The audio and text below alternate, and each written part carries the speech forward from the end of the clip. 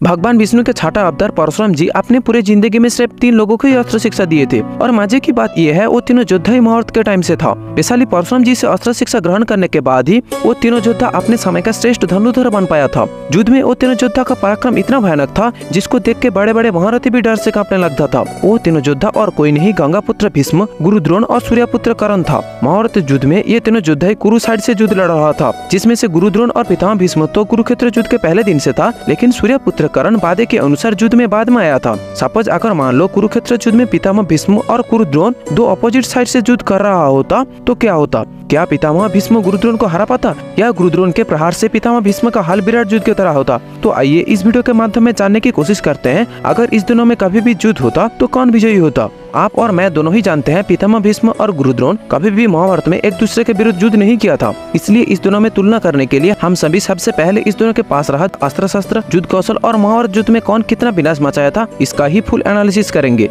और उस हिसाब से ही पता लगाने की कोशिश करेंगे इस दोनों में श्रेष्ठ कौन था। तो सबसे पहले बात करते हैं अस्त्र शस्त्र के बारे में। महाभारत में पितामह भीष्म और गुरु द्रोण दोनों ही हर एक अस्त्र शस्त्र में निपुण थे, लेकिन दोनों ही मोस्ट ऑफ द टाइम्स युद्ध में धनुर्विद्या का उपयोग करते थे। इसलिए अगर इस दोनों में कभी भी युद्ध होता तो वो धनुर्विद्या के आधार पे ही होता और जाहिर सी बात है इस युद्ध में दोनों ही अपना अपना दिव्यास्त्र का उपयोग करते। अगर महाभारत में पितामह भीष्म के दिव्यास्त्र के बारे में बात की जाए तो भीष्म के पास ब्रह्मास्त्र, रुद्रास्त्र, प्रस्तापन अस्त्र और भी बहुत सारे दिव्यास्त्र थे। अपने गुरु परशुराम जी से युद्ध करने के समय पितामह भीष्म अपने इस प्रस्तापन अस्त्र के मदद से ही परशुराम जी को परास्त कर पाया था। दूसरी तरफ गुरु द्रोण के पास परशुराम जी का सारे दिव्यास्त्र तो थे ही, उसके अलावा भी गुरु द्रोण के पास ब्रह्मशिरास्त्र और नारायणास्त्र जैसे भयंकर दिव्यास्त्र का ज्ञान था। अपने पिता द्रोण से प्राप्त इस अस्त्र से ही अश्वत्थामा ने सारे पांडवों को घुटने के बल बैठने के लिए विवश कर दिया था। महाभारत में अगर गुरु द्रोण और पितामह भीष्म में सिर्फ दिव्यास्त्र में युद्ध होता तो इस युद्ध में शायद गुरु द्रोण का पल्ला थोड़ा सा भारी होता, क्योंकि गुरु द्रोण के पास पितामह भीष्म के मुकाबले में ज्यादा दिव्यास्त्र मौजूद थे। किसी भी युद्ध में दिव्यास्त्र वाइटल रोल प्ले तो जरूर करता था, लेकिन सिर्फ दिव्यास्त्र के दम पे किसी को युद्ध में विजयी मान लेना ये हम सभी के लिए सबसे बड़ी मूर्खता होगी। दिव्यास्त्र को छोड़ के भी युद्ध में विजय पाने के लिए सबसे ज्यादा आवश्यकता होता था युद्ध कौशल और एक्सपीरियंस का। अगर पितामह भीष्म के युद्ध के एक्सपीरियंस के बारे में बात की जाए तो पितामह भीष्म के युद्ध एक्सपीरियंस गुरु द्रोण से बहुत ज्यादा था, क्योंकि गुरु द्रोण अपने जिंदगी में सिर्फ 2 बार ही युद्ध किया था, जो था कुरुक्षेत्र युद्ध और विराट युद्ध।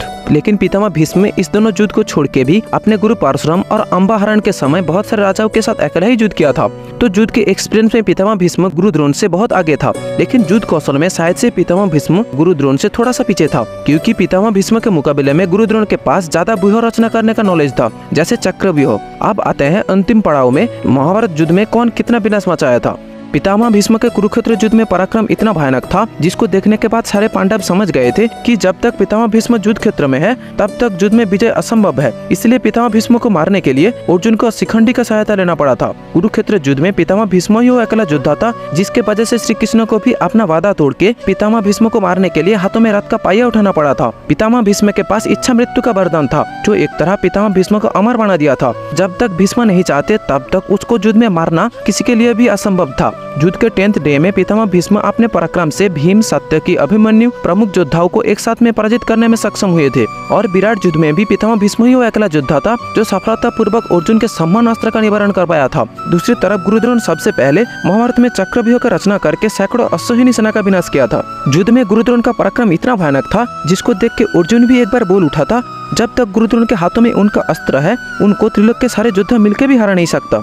युद्ध के 13th डे में पितामह भीष्म के तरह ही गुरु द्रोण भी एक साथ में भीम, सत्यकी, अभिमन्यु का सफलतापूर्वक मुकाबला किया था। कुरुक्षेत्र युद्ध में गुरु द्रोण ही वो अकेला योद्धा था जो युद्ध के 14वां दिन में अकेला ही 25 महारथी को मार गिराया था। अगर दिव्यास्त्र के साइड में रख के इस दोनों योद्धा में तुलना की जाए तो मेरे ओपिनियन से पितामह भीष्म गुरु द्रोण से स्लाइटली बेटर थे, लेकिन अगर वही सेम युद्ध उस दोनों में दिव्यास्त्र के आधार पे होता तो उस युद्ध में गुरु द्रोण ही विजयी होता। चलिए यहाँ पे ही वीडियो का दी एंड घोषणा करते हैं। जय हिंद दोस्तों।